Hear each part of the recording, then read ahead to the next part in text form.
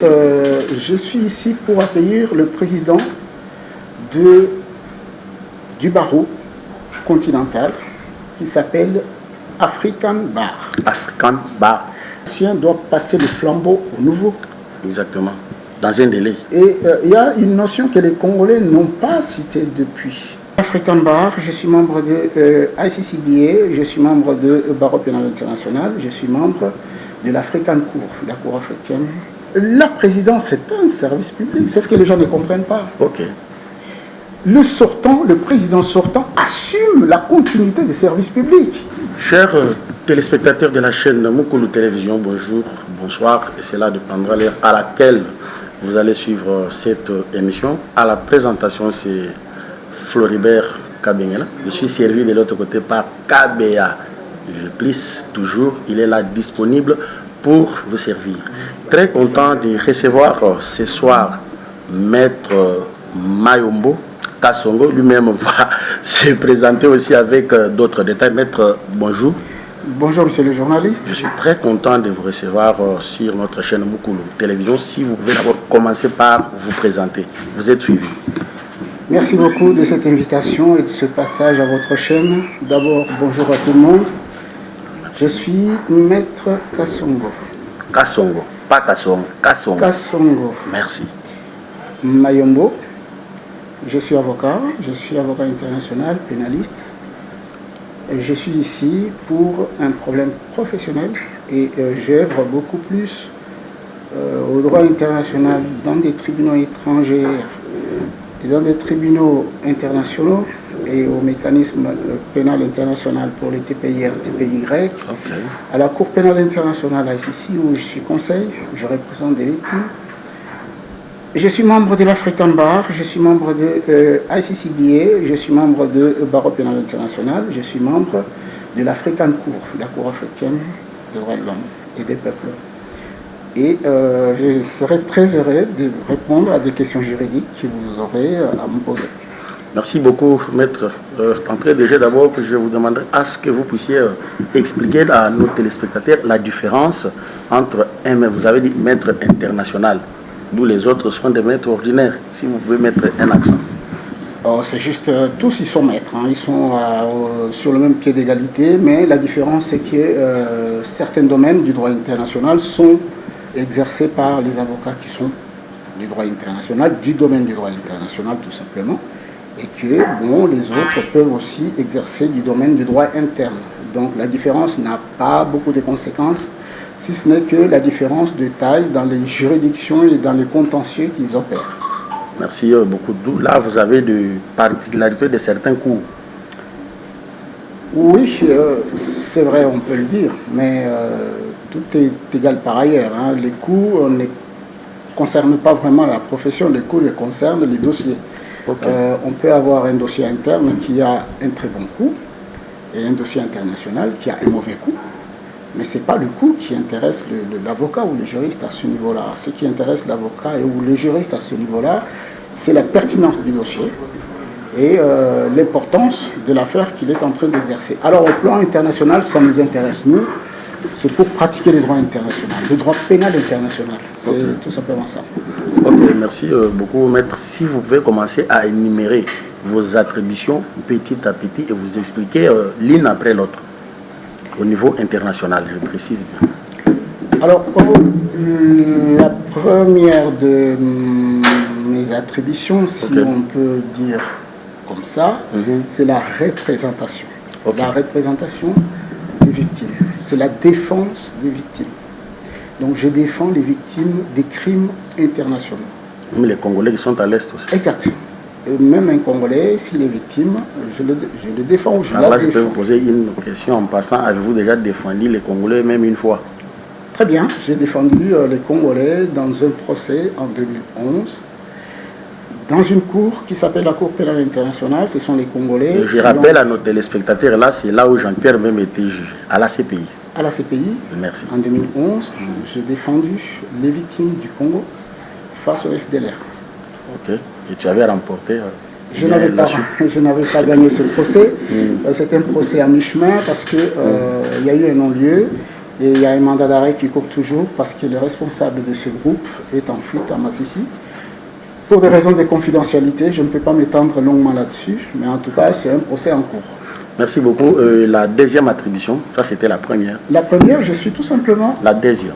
La deuxième, Okay. Je suis tout simplement arbitre international, c'est-à-dire je fais aussi l'arbitrage international Okay.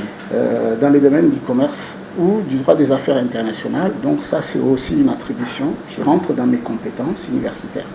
Merci beaucoup. Et la troisième? Je n'ai pas une troisième. J'en avais que deux. J'en ai que deux. J'informe à nos téléspectateurs que Maître est présentement dans la capitale de la République démocratique du Congo. Si ce n'est pas un secret, Maître, si vous pouvez nous dire votre présence dans la capitale. Merci beaucoup, monsieur le journaliste. Je suis ici pour accueillir le président du barreau continental qui s'appelle African Bar. African Bar. C'est en anglais. African Bar, c'est le barreau africain. C'est ça la signification en français. C'est ça la signification en français. C'est okay. Un barreau continental qui est peut-être un peu moins connu ici au Congo-Kinshasa, okay. Mais qui est beaucoup plus connu chez les anglo-saxons, mais qui a une présence aussi ici à Kinshasa parce que je suis de ce barreau-là, je suis membre du conseil d'administration de ce barreau et le président de ce barreau vient à Kinshasa justement pour faire connaître l'ensemble de l'œuvre de l'African Bar aux Congolais. Et je suis là pour l'accueillir et nous ferons une petite journée de une tournée professionnelle pour pouvoir aborder de prime abord l'annonce et la connaissance et la divulgation de ce barreau ici dans la capitale congolaise. Merci beaucoup, Maître. N'oubliez pas que vous êtes suivi par les mamans qui sont à Beni, Butembo et pourquoi pas à Katanda, même à Kabeakamona. Si vous pouvez toutefois expliquer quelques termes juridiques, par exemple, quand vous avez utilisé, bon, ça aussi ce n'est pas juridique, vous avez dit anglo-saxon. Oui, le continent ou le monde est partagé en plusieurs langues. Les plus grandes langues connues ou parlées dans le monde sont l'anglais et le français, y compris le français, bien sûr, mais beaucoup plus l'anglais. Anglo-saxon, c'est les gens parlant la langue anglaise. Merci. Et qui pratiquent en principe le droit d'inspiration anglaise, si on peut parler comme ça. Et ça s'appelle, ça a un nom, c'est la common law, c'est le droit appliqué chez les anglo-saxons. Ça s'appelle comment? La common law. Les personnes qui pratiquent le droit en anglais, avec la tradition anglaise ou british, ou en un mot qu'on appelle la common law. La common law, c'est comme le civil law. Le civil law, c'est la tradition latino-grecque et française, bien sûr, d'inspiration latine, germano aussi, mais qui est différent de la common law. Mais ces deux branches se croisent dans le droit international, c'est pour cela que nous avons toujours la tendance de parler common law ou civil law pour utiliser les raccourcis pour les professionnels qui nous suivent. Merci beaucoup, Maître. Vous avez parlé d'un président qui arrive et la date est déjà connue. La date est déjà connue. Ce président arrive le 7. C'est le président du barreau continental africain qui s'appelle African Bar, qui regroupe plusieurs pays du continent africain. C'est l'honneur pour notre continent et c'est l'honneur aussi pour la RDC de recevoir cette hôte de marque sur le sol français et sur le sol congolais. Et du coup, nous allons le recevoir au mois de mai. Ce mois-ci, bien sûr. Le 7 de ce mois de mai, c'est bientôt dimanche. Donc nous allons le recevoir. Il vient pour une prospection et pour une vulgarisation de la profession du continent et de ce grand barreau continental. Et ils vont rencontrer bien sûr les autres, enfin les grandes personnalités de la capitale, les autorités ordinales bien sûr, sans compter les autorités administratives au choix et à la disponibilité. Merci. Est-ce que la place de cette conférence est déjà connue? Si vous pouvez informer à nos téléspectateurs, surtout à vos collègues, avocats, vos confrères, bien entendu, qui nous suivent. Très bien, nous aurons préparé à présenter cette petite présentation préliminaire de prospection à l'UPC L'IPC, ok. Ça sur sera 24. le lundi 8 de ce mois de mai. Ça sera plutôt en début de l'après-midi. En début de l'après-midi. Quelles sont les conditions, maître? Il y a des conditions? Il n'y a pas de conditions d'entrée. L'entrée est libre, l'accès est libre et vous pouvez rentrer en contact avec ce président du barreau continental africain, l'African Bar, qui est à votre disposition pour lui poser toutes les questions pertinentes et éventuellement échanger avec lui pour pouvoir obtenir beaucoup plus d'informations. Est-ce que les barreaux de la capitale sont déjà informés pour cette grande cérémonie? Nous y sommes en train de faire le tour pour prendre des rendez-vous et des entretiens. Je pense que lui-même, le président, a déjà des contacts sur le terrain. Donc nous allons l'acheminer dans ces contacts-là et le diriger et l'accompagner dans ces rendez-vous. Les avocats et non les magistrats? Ils sont les bienvenus, ce sont des juristes, magistrats et avocats. Et par là, je voulais poser une petite question. La différence entre les deux, un avocat et un magistrat? La différence entre un avocat et un magistrat, c'est que le magistrat juge. Il a mission de rendre justice au nom de l'État. Mais l'avocat a pour mission de défendre les intérêts de son client. Éventuellement, il peut être victime ou il peut être de l'autre côté de la barre, c'est-à-dire un accusé, ou celui qui est auteur de quelque chose d'illicite ou d'infractionnel. Et du coup, l'avocat se distingue tout simplement du magistrat par le fait que l'avocat prend parti de son client. Et le juge, lui, ne prend pas parti de son client ou des parties en présence. Le juge, lui, tranche en équité. Équité, tu veux dire? L'équité veut dire, tout simplement, il cherche le bon droit. Merci. Il applique le bon droit. Vous avez suivi. Merci beaucoup, maître. Et aussi, une question. La conférence aura lieu seulement un jour. La conférence est une conférence préliminaire, l'amorce d'une discussion tout simplement avec les autorités ordinales, les autorités sur place, le corps professionnel, les avocats et autres. Une conférence de 2 heures, juste pour entrer en la matière avec les mondes professionnels du Congo. Quand vous êtes dans l'organisation, avez-vous déjà l'idée du nombre de participants? L'accès est libre. Nous espérons qu'il y aura une large participation. Une large participation. Maître, une question de curiosité. Est-ce que le thème de la conférence est déjà connu? Le thème de la conférence est simple. C'est la mise à disposition de l'organisation African Bar et la vulgarisation de cette institution qui n'est pas encore très connue sur la République démocratique du Congo. Quel message que vous lancez avant d'abord de parler de quelques problèmes juridiques que nous avons dans notre pays en République démocratique du Congo qui font exactement débat? Quel message que vous lancez d'abord aux avocats qui vous suivent pour cette conférence? J'invite les avocats de venir rencontrer Monsieur le Président du barreau pénal, du barreau continental africain, l'African Bar. Je les invite à venir en nombre avec beaucoup de curiosité pour pouvoir élargir leurs compétences et faire beaucoup de connaissances pour pouvoir connaître un peu d'autres horizons et d'autres problèmes qui se posent dans le continent africain, sur le continent africain. Donc c'est pour cela que je les invite à venir discuter, prendre part à cet événement. Merci beaucoup, maître. Nous sommes maintenant chez nous. On parle maintenant de la République démocratique du Congo. Avez-vous déjà eu le temps d'analyser et de critiquer notre constitution actuelle? Oui, j'ai eu le réflexe et l'opportunité de critiquer et rédiger sur la constitution actuelle lorsqu'il s'agissait du référendum, du projet référendaire. C'était à l'aube du vote de cette constitution qui est devenue aujourd'hui la constitution de la République démocratique du Congo. Je l'avais critiqué énormément dans un document que j'avais intitulé Bras de fer DVD, qui était un livre DVD. Que vous avez déjà publié? Que j'ai publié et qui n'est pas très très connu et qui n'était qu'une sorte d'analyse professionnelle, mais qui est disponible, que je vous amènerai à l'occasion, si vous le souhaitez, pour que vous puissiez prendre compte. J'avais écrit un livre qui s'appelait Bras de fer, justement, Bras de fer entre la réalité et la fiction, en fait. Pourquoi les bras de fer, maître? Un bras de fer parce que nous sortions à l'époque de la transition qui était sanglante, une longue période de transition qui était sanglante et qui sortait directement de Sun City.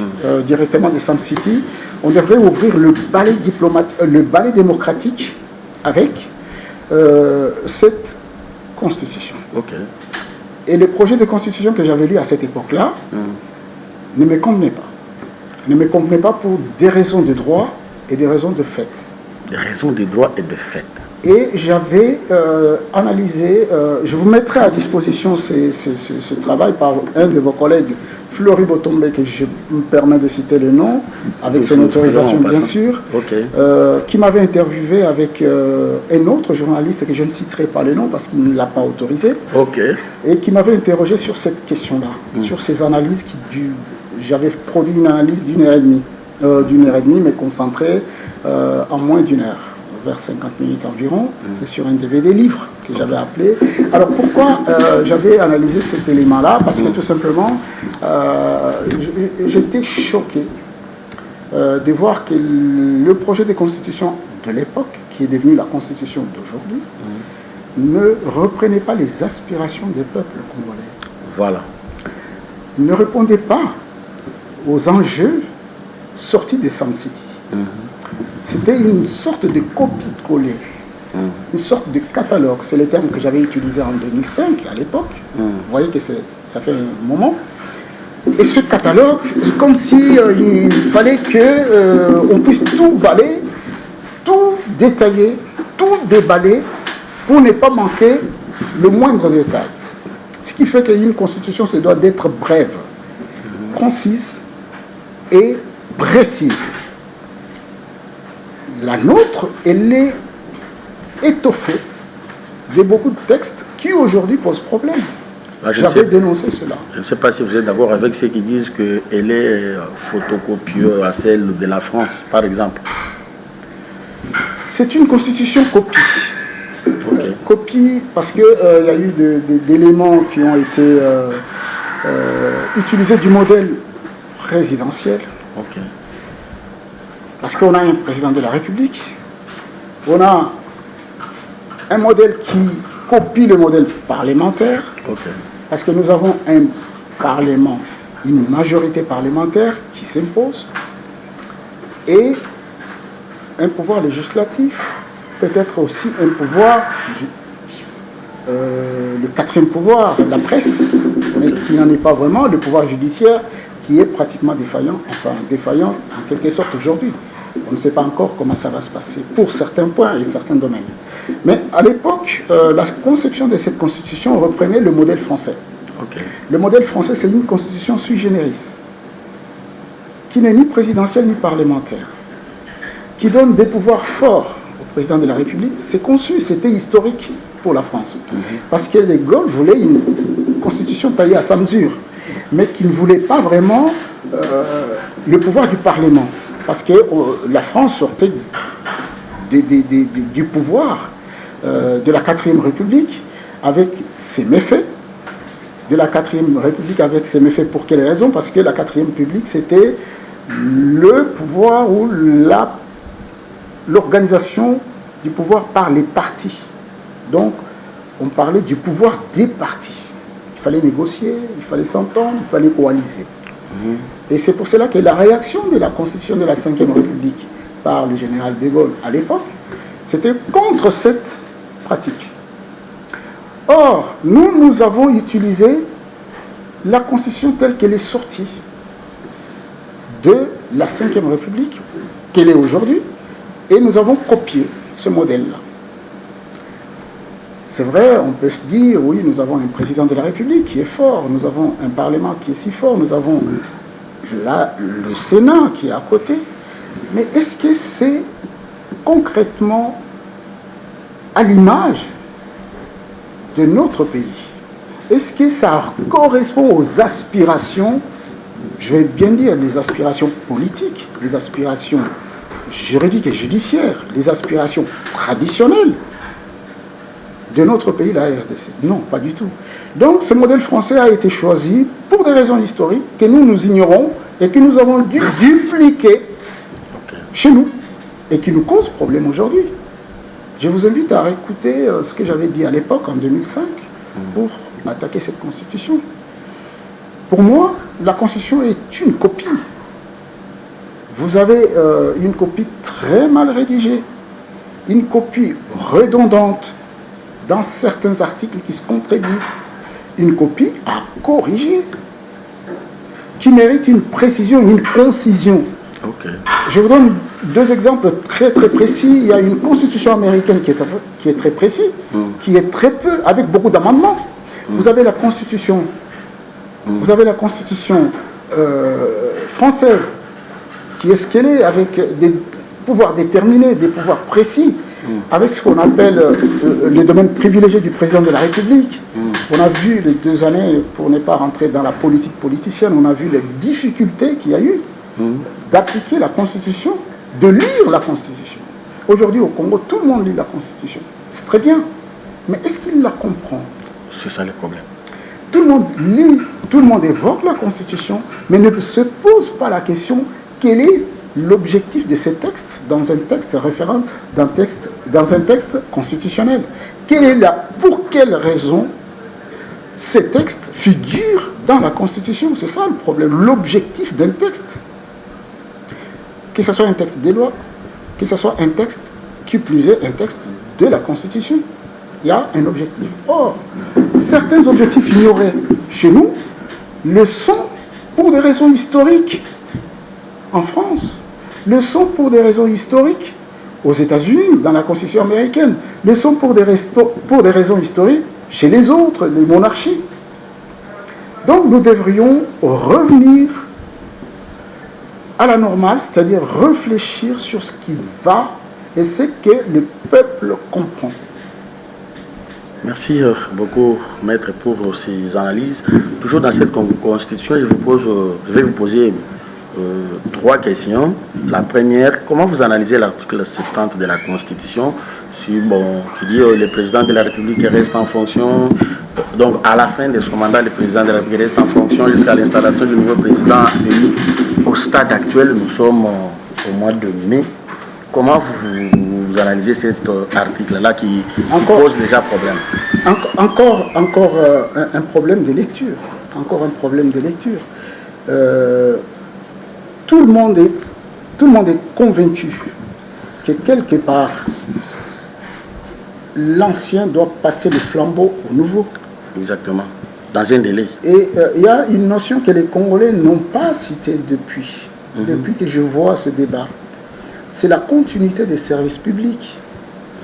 La présidence, c'est un service public. C'est ce que les gens ne comprennent pas. Ok. Le président sortant assume la continuité des services publics. Donc les affaires courantes. C'est le service public. Ok. Il n'y a pas de place à une vacation. On ne peut pas dire qu'aujourd'hui, il n'y a personne à la demeure en attendant qu'il y en ait eu ou qu'il y en aura ou qu'il y en ait un qui va venir. Donc au fond, la lecture est une lecture complètement opportuniste. Ok.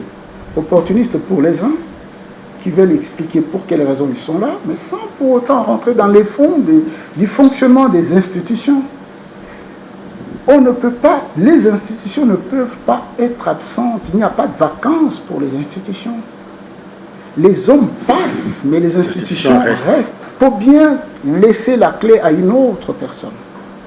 Même s'il n'y a pas la jurisprudence qui a été la plus discutée, la plus élaborée, la plus politiquement décrite à l'époque de Kabila, aujourd'hui on se pose la question sur l'époque du nouveau président, mais il faut tout simplement se dire que c'est un service public de l'État.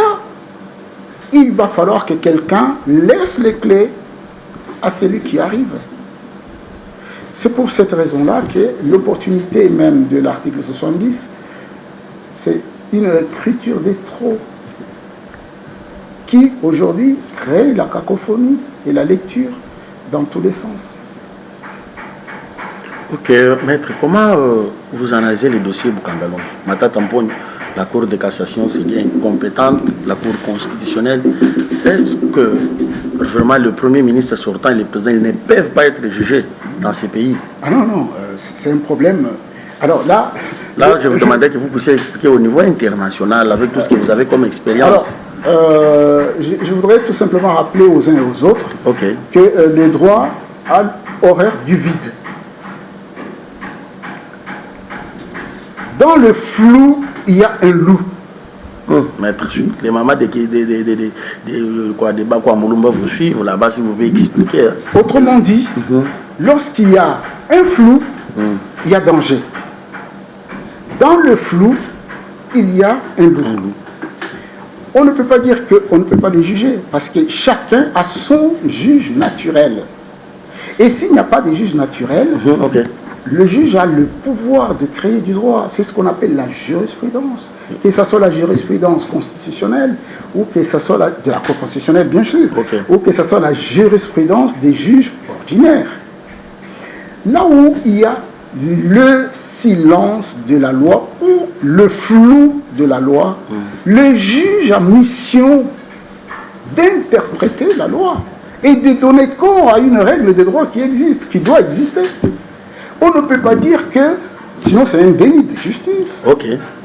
Le juge ne peut pas dire, je ne peux pas vous juger parce que je ne suis pas compétent. Il doit interpréter les textes qui lui donnent compétence et rechercher sa compétence à la fin ou la décliner au profit de notre juge, à la limite de poser une question préjudicielle ou une question prioritaire de constitutionnalité. Et ici, les juges constitutionnels étant le juge qui comble le vide, lui, il doit interpréter.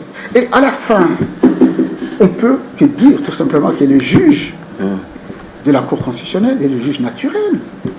Le juge de la Cour de cassation est le juge naturel. Il ne peut pas dire qu'il y a un moment, à un instant T, il a été dans un statut et aujourd'hui il est dans un autre statut.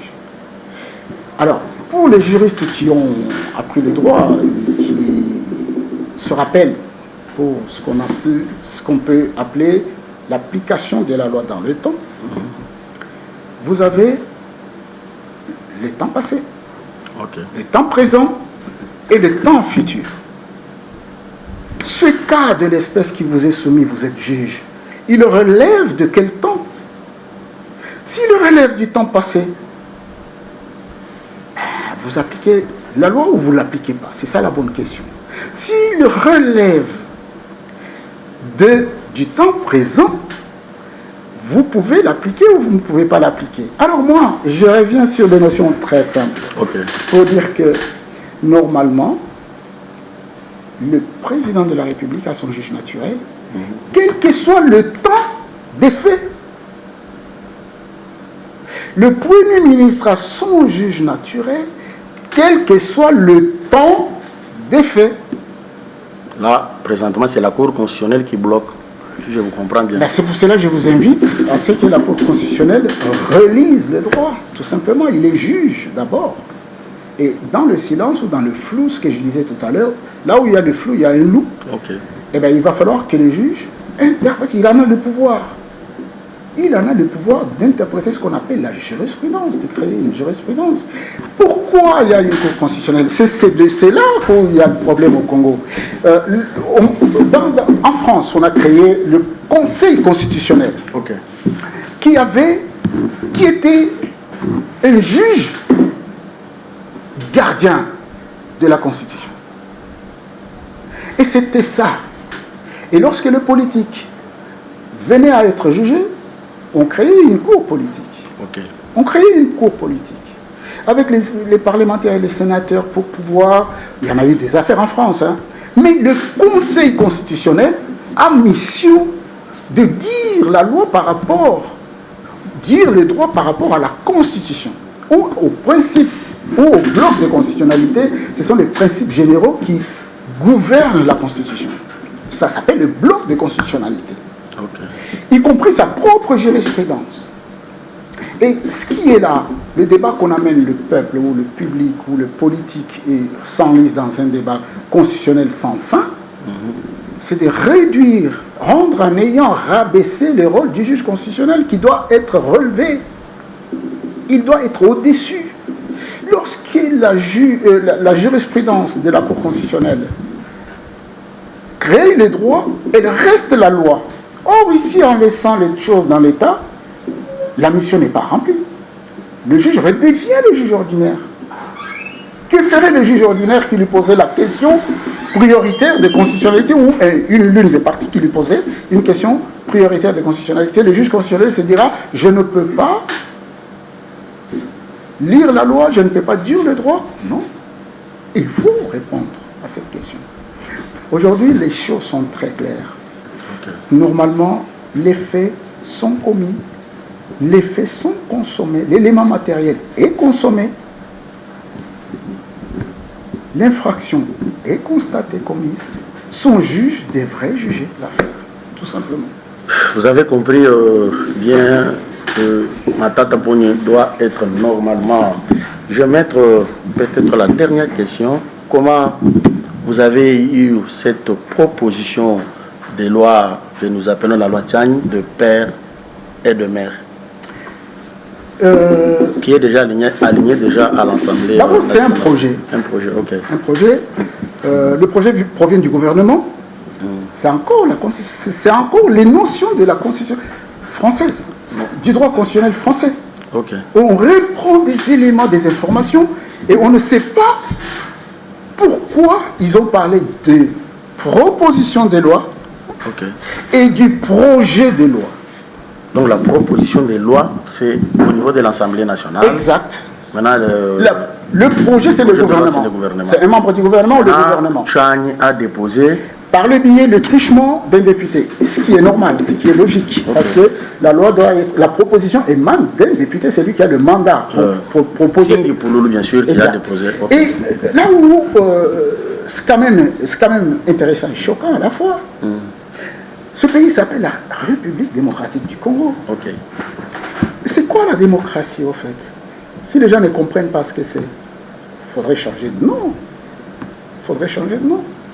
La démocratie, c'est un débat du bien public sur la place publique par tous. Et c'est la majorité, c'est la loi de la majorité, c'est la majorité numérique. Que celui qui a raison soit majoritaire. C'est tout. Il y a beaucoup de gens qui ne sont pas d'accord, mais qu'ils aillent débattre, que les arguments et contre-arguments se croisent. C'est ça la démocratie. Je reviens à la loi Tchani, par exemple, ce que vous appelez la loi Tchani. On parle de discrimination. Je ne sais pas où est la discrimination.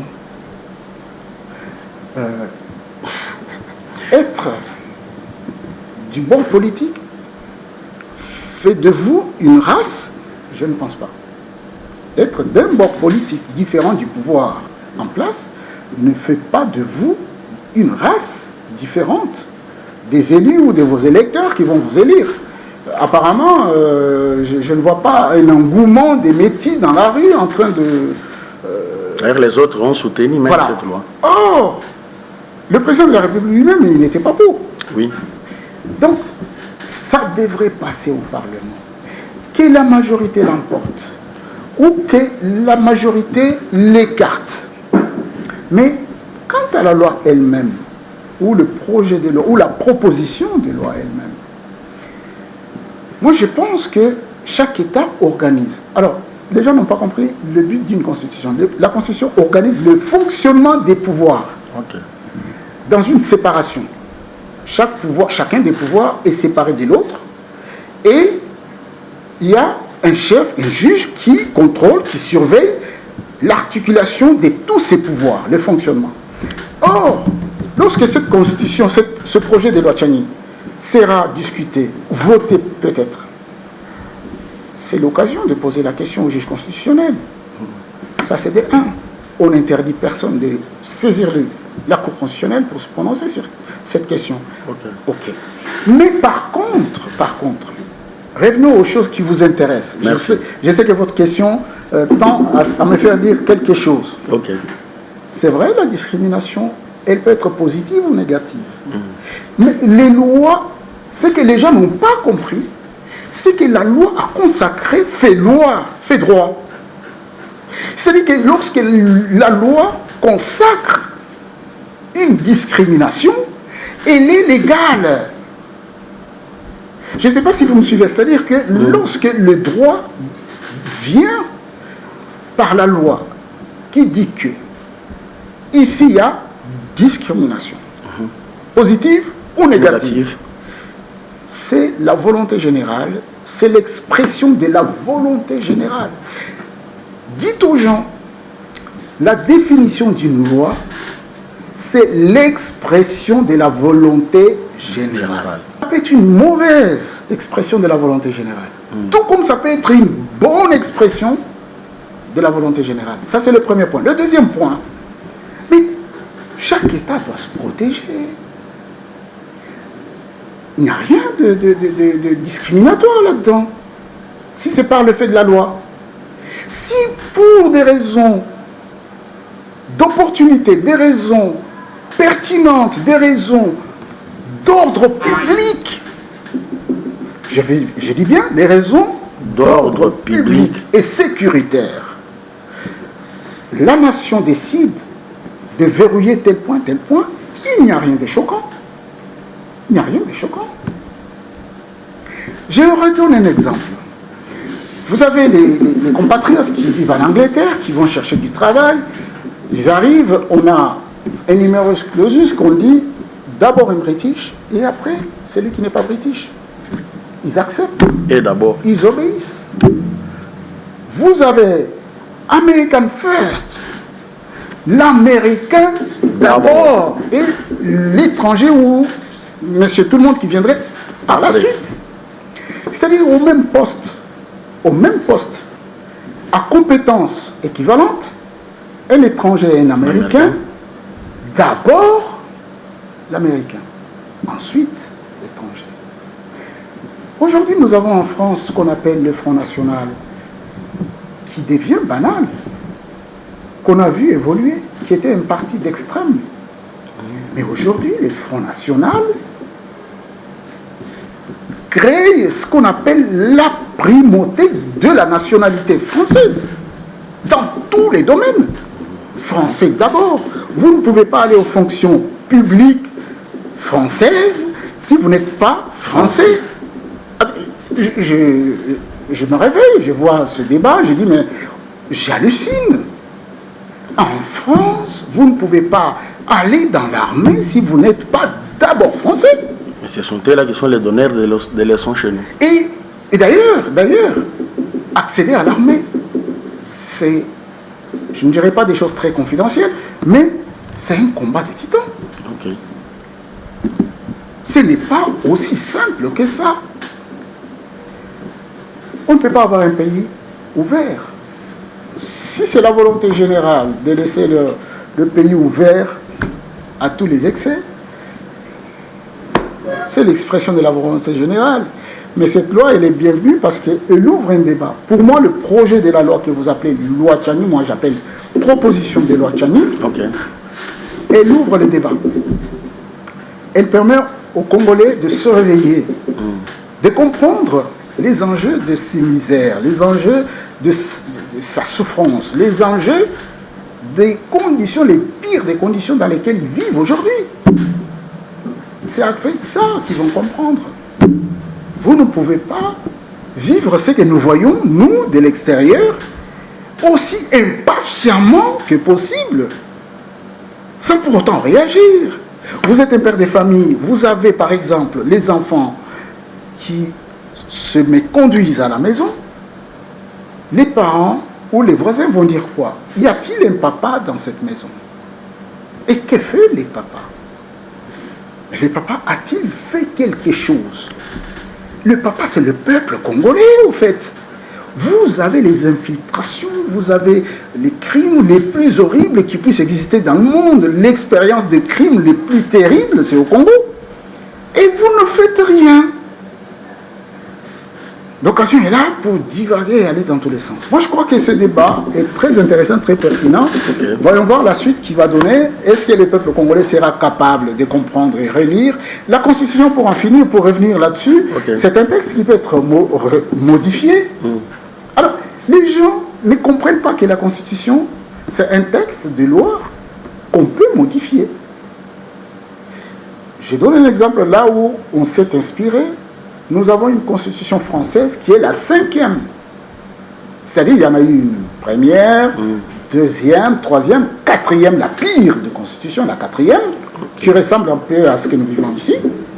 Et la 5e qui est une réaction à la pire des constitutions de la 4e République, qui avait créé l'instabilité du pouvoir tel que nous le vivons.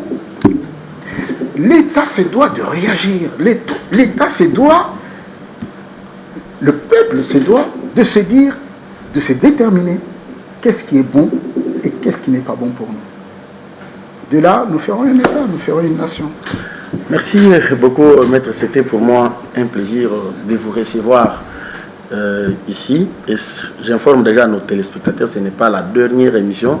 Nous avons toute une série d'émissions avec le Maître comme il est encore là. Si vous pouvez conclure d'abord l'émission, nos téléspectateurs vous suivent à la chaîne Mukulu Télévision. Je vous remercie en tout cas au nom de la chaîne Mukulu TV. Merci. Qui m'a invité de partager ces moments, ces très précieux instants avec vous. Et je pense que le message peut être partagé, peut être aussi un encouragement pour les uns et les autres. Et je serai à votre disposition. Et je remercie monsieur le journaliste qui m'avait invité et avec toute son équipe. Merci qui est si gentil. Merci beaucoup. L'émission c'était la politique d'avant. Cette même émission, elle est présentée à la France par Bavon, Kassongo, la CENI. Il parle de la CENI aussi d'autres émissions. Toute l'équipe de la chaîne Mukulu Télévision. Bonjour, la Martine, Ntamba, vous êtes tellement nombreux. Jonathan, Mouzoum de l'autre côté de Moujimaï. Ici sur place, KBA est là en forme comme d'habitude. Un prochain numéro dans 48 heures ou 24 heures. Nous sommes là pour vous servir. Merci beaucoup. Merci, au revoir. Merci. L'ancien doit passer le flambeau au nouveau. Exactement. Dans un délai. Et il y a une notion que les Congolais n'ont pas citée depuis.